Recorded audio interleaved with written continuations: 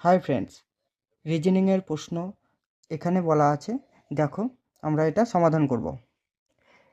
11 হয়েছে 22, 13 তাহলে কত হবে?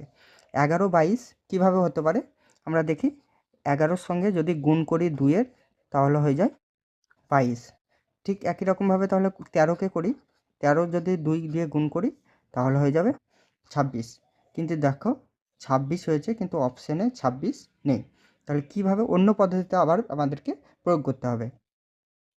তাহলে দেখো 11-র সঙ্গে গুণ করেছি। 11-র কী সংখ্যা আছে? 1 যোগ 1 সমান কত হবে? তাহলে 11 গণিত 1 1 2 সমান হবে 11 দুগুণ 22। ঠিক একই রকমভাবে করব।